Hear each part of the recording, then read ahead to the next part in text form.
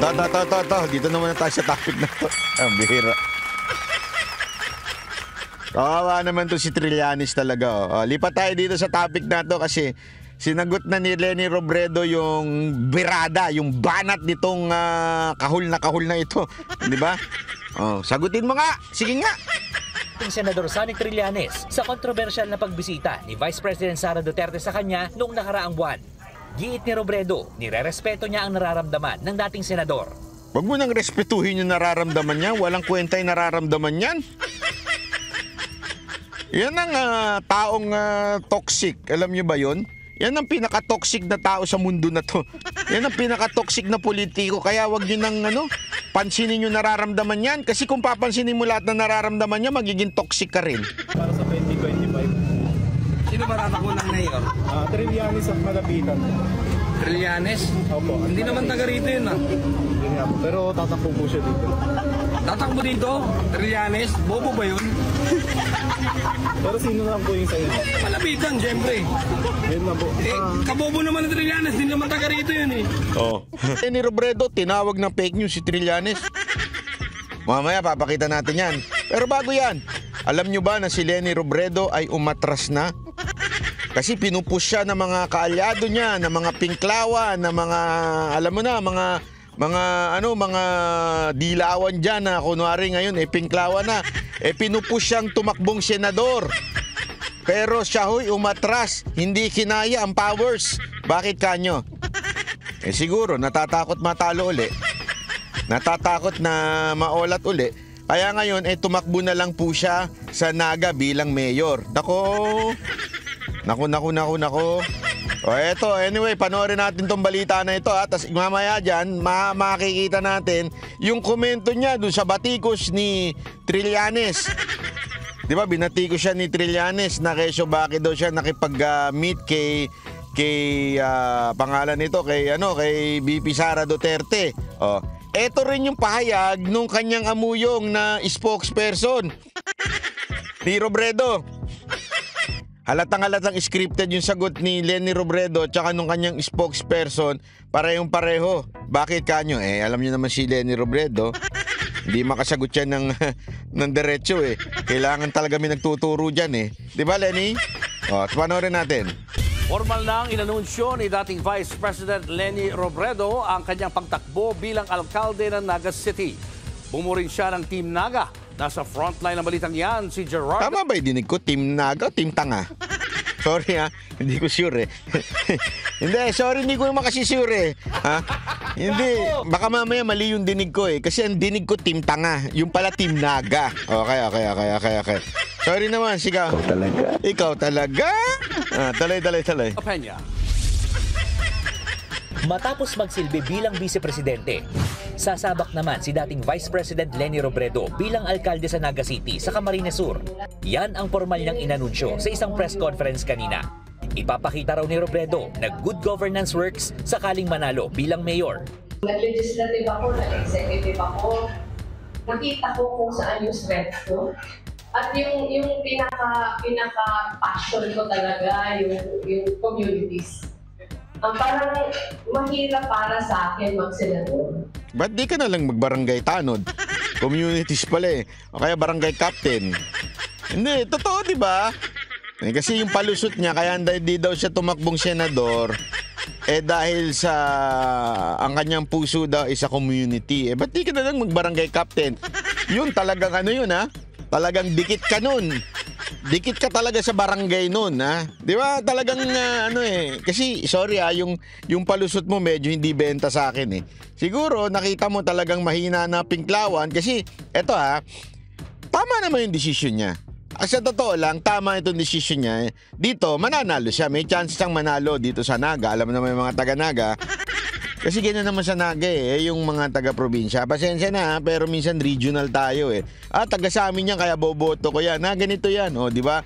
Since alam naman natin taga Bicol ito, kaya taga Naga, kaya ngayon yan tatakbo dyan. At syempre, kung ikaw ay naging vice president ka na, malamang sa malamang, malaki din ang iyong following dyan sa Naga. Di ba? Pero yung palusot niya na kaya ako hindi tatakbong senador kasi pang community talaga ako. Bulok, style mo, madam bulok yan. Hindi, kasi kung gusto mo talagang pang community, yung talagang nasa ground, mag-barangay captain ka na lang, di ba? Oo, yun talaga pang community. Hindi, kasi okay lang sana kung sabihin mong, hindi, kasi baka sabihin na iba yan, bakit si Yorme? Bakit si Yorme tumakbo ngayong mayor, hindi siya nagsenador? Una-una sa lahat, kasi talagang ang may gustong tumakbo si Yorme na bumalik sa Maynila bilang mayor ay yung mga taga Maynila. As a matter of fact, did you know that nung tumakbo ng 2022 si Yorme bilang presidente, marami sa mga taga Maynila hindi pabor doon?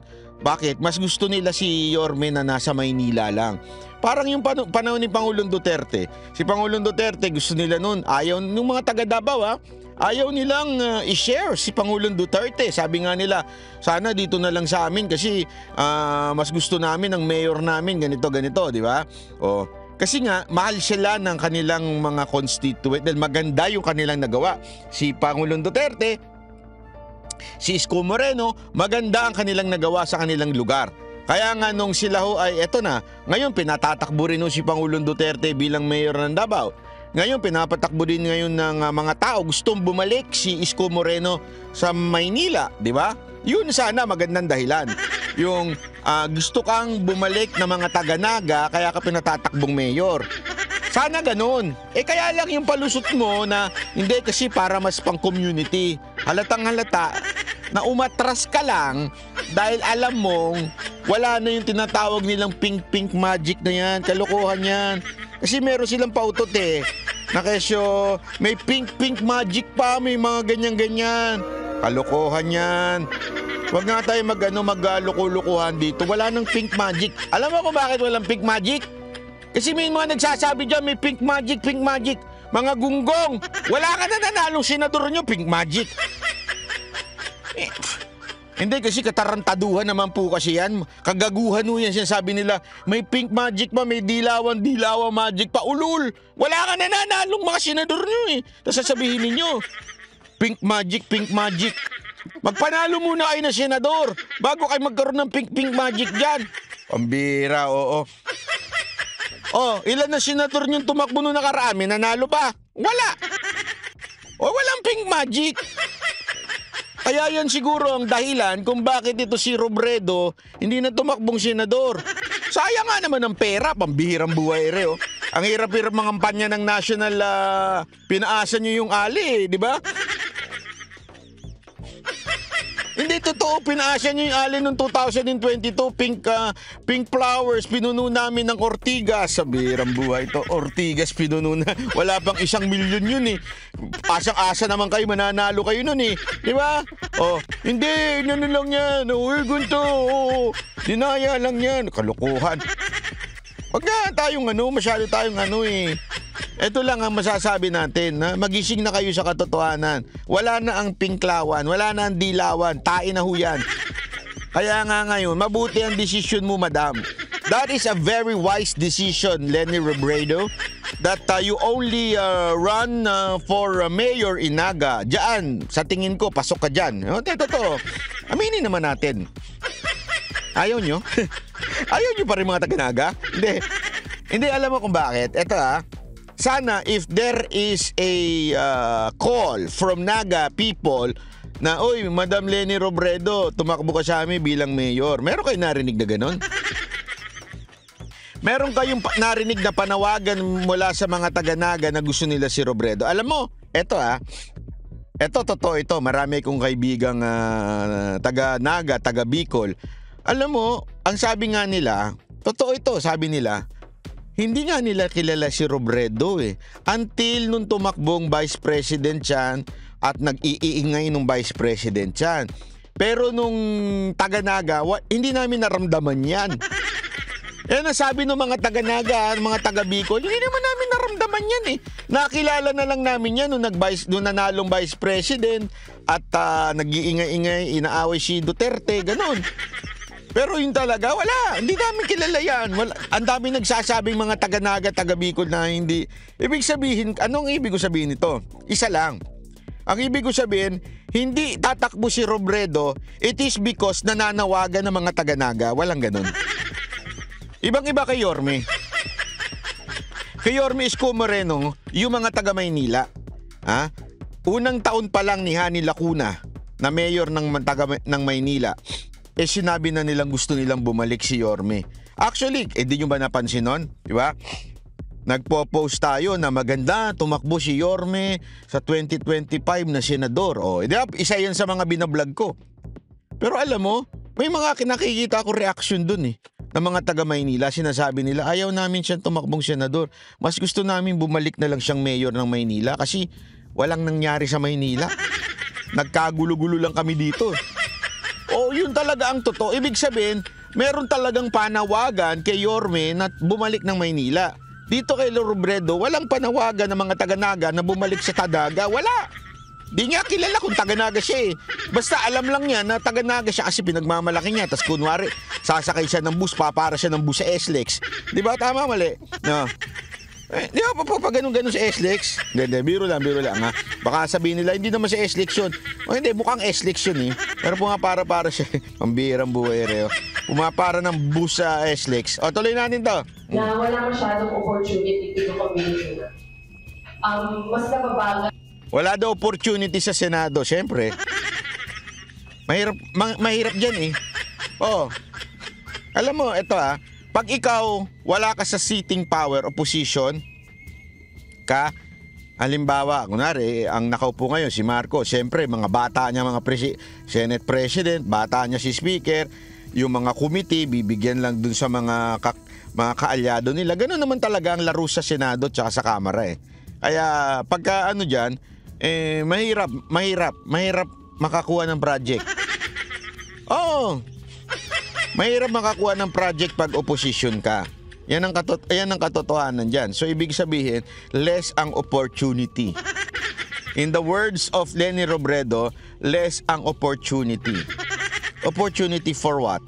For project. For what? What about the project? Basta less opportunity. Bahala na kayo magtuloy nun. Gusto nyo, tuloy nyo lang sa baba Less opportunity for...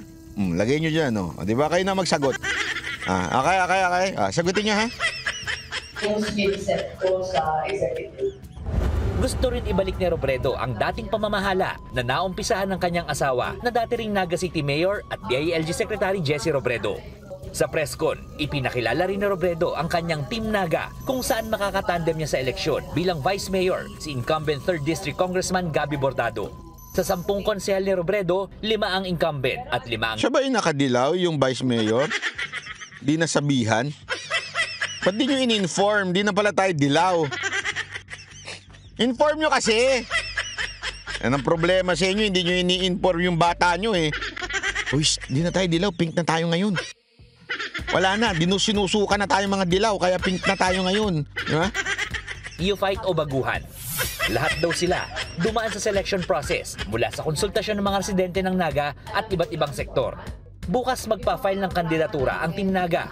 Sinagot naman ni Robredo ang mga naging pahayag. Dito naman na tayo sa topic na to. Ang bihira.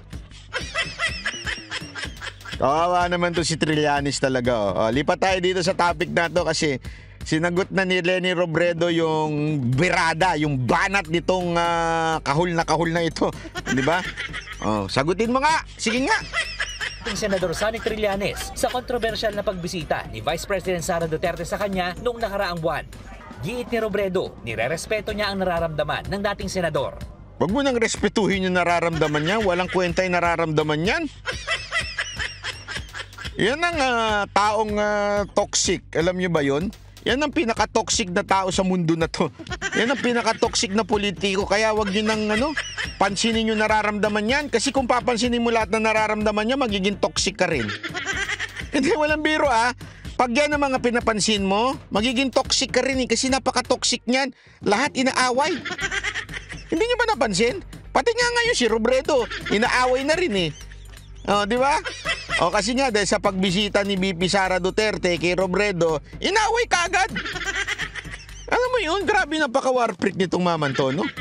Alam natin na for a very long time talagang nilalabanan na ni Senator Trillanes yung Duterte. At naiintindihan ko where he's coming from. Medyo nag-react lang ako dun sa isang statement niya na sinasabi niya na alam ko na beforehand.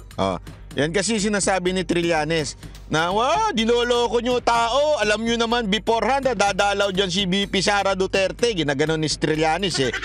Eto, sagot ni Madam Robredo. In fact, naglinis ako ng bahay namin. Hindi yun totoo. Kaya nga sinasabi ko na okay naman na may opinion, pero wala naman sanang fake news. Ayan. Yan. Kita mo na, Trillanes. Okay naman yung opinion mo, kahit yung opinion mo toxic. Pero, wag ka naman fake news. Pambira. Ewan ko na lang, ha? Ano kaya magiging reaction dito ni Trillanes na siya ay somehow sinabihan ng fake news ni Robredo? Gago! Kawawa naman ito si Trillanes, pambira. Wala na talagang kakampi.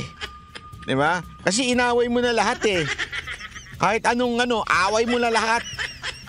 Inaway mo na lahat. Lahat ng senador na nakasama mo, inaway mo. Diba? Mga anak ni Duterte, inaway mo. Pati, alam nyo ba dati, kahit yung mga tulpo inaway nito? Lahat talaga inaway nito. Walang pinalagpas to. This time, si Robredo naman, na sinabihan niya, huwag nyo kaming bulahe. Talaga namang matagal niya yung i-meeting nyo eh. Ang una nga nag-react niyan, yung kanyang, amuyong nito eh, ni Robredo eh, na sabi, tinawanan si tinawanan si Trillanes eh, nung amuyong nito, tinawanan eh. Sabi ba naman hindi totoo yan. Sinasabi ni fake news. Ayan nakasulat na Okay naman na may opinion, pero wala naman sanang fake news. Sa madaling salita, fake news ka. Ikaw talaga. Fake news. Trillanes, fake news. Kawawa ka naman. Nako. Bukod sa local bid, sinabi rin ni Robredo na tutulong siya sa pangangampanya ng mga kaalyadong sina Laila de Lima at Chel Jokno para sa Kongreso. Ano yan? Cookie ni Mocha? Hindi. Yan yung ni Mocha, cookie ni Mocha yan ha? Ano na naman pautod dyan? Nako talaga. Cristobal. Pwede. At Kiko Pangilinan at Bam Aquino sa pagkasenador. Nagbabalita mula sa frontline, Gerard de la Peña, News 5. Ayun, mga kapatid. Iba na ang Dali may lang, alam. Julius. Easy. Antay natin baka naman yun ang susunod na tatakbo. Anyway, ayun na nga po ang balita dyan. So, ewan ko kung aminado si Robredo na talagang ang mga pink lawa, yung magic, sinasabi nilang pink magic, wala na. Wala na talaga. Umatras na sa pagtakbong senador ang mga pinklawan. Di ba? Palakpakan tayo dyan. Kasi alam nyo, yung style ninyo na nanggugulo lang, style ninyo na ginawa, kasalanan mo rin naman, Robredo eh. Mula 2016 to 2022, alam mong may nagawang maganda si Pangulong Duterte. Okay, hindi perpekto. Wala namang perpektong presidente. Siyempre, may mga sumasablay, minsan may nagkakasala. Ang importante, napaparusahan. Importante, natatanggal. Yun ang importante doon. Meron naman di siyempre mga imposible naman lahat na lang ng maayos doon sa panahon ni Pangulong Duterte. Hindi. Merong mga nagkakasala at napaparusahan. Diba? Ang ginawa mo, nagpaka-Trillanes ka noon. As in, wala kang nakitang maganda sa panahon ni Pangulong Duterte. Buti pa si Pangulong Duterte, inilagay ka 2 beses sa kanyang gabinete. Ikaw, wala kang nakitang maganda. Kasalanan mo rin. Kaya ngayon, ang dating talaga is naging toxic ka sa lipunan. Ngayon, nagagalit ka o sinasabi mo wag naman sana fake news doon sa taong toxic din. Siyempre, sabi nga nila, magnanakaw, galit sa magnanakaw, mandaraya, magalit sa mandaraya. Ang toxic, galit sa toxic, di ba? Kaya ngayon, yan ang napapala mo. Kasi nga, yan ang ginawa mo nung panahon ni Pangulong Duterte. Yan ang ginawa mo, naging toxic ka. So, tinotoxic ka ngayon ni Trillanes. Si Trillanes, ano na yan, tanggap na natin yan. Yan ang pinaka-toxic na tao sa lipunan. Yan ang pinaka-toxic na politiko. So, wag na po nating pansinin yan. Una-una, feeling ko ending na karir ni Trillanes di ba? Yung pagtakbo pa lang niya sa Caloocan na pinagtatawanan siya ng mga taga-Caloocan, ending niya na yun. Di ba? So, pagbigyan na lang natin na magkalat na lang. Hindi ko nga maisip kung bakit pinapansin pa siya ng media na kahit wala namang tumamang sinasabi ito si Trillanes, pinapansin pa rin siya ng media. Dahil ba maraming galit kay Trillanes kaya siya pinapansin para may manood, di ba? Kasi yun nga lang sa mga kasamahan din niya na sabihin, dati ring mga mambabatas. Di ba nung tinanong tungkol may destabilization? Ano sagot ng mga mambabatas? Ari ng Marites, di ba? So ibig sabihin po, talagang wala na ho siyang wala nang nakikinig sa katulad ni Trillanes. Wala nang naniniwala sa katulad ni Trillanes.